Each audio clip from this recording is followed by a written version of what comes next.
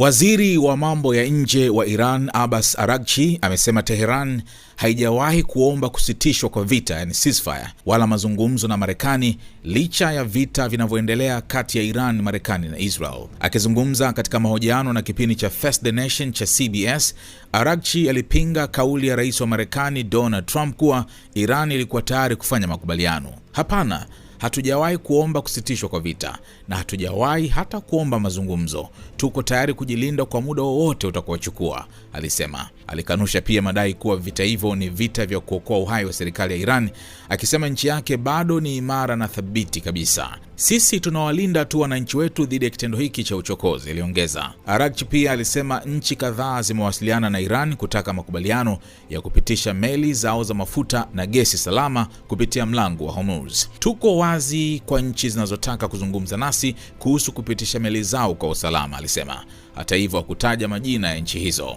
Ripoti ya gazeti la Financial Times imesema nchi kama Ufaransa na Italia zimewasiliana na Iran kutafuta mpango kuruhusu meli zao kupita katika njia hiyo muhimu ya usafirishaji wa mafuta duniani. Araghchi alisema maamuzi ya kuruhusu meli kupita yanafanywa na jeshi la Iran ambalo tayari limeruhusu baadhi ya meli kutoka nchi fulani kupita kwa usalama. Katika mahojiano hayo, Araghchi pia alisema akiba ya uranium iliyorutubishwa sana ya Iran kwa sasa ipo chini ya vifusi baada ya mashambulizi ya Marekani na Israel dhidi ya vituo vya nyuklia vya Iran.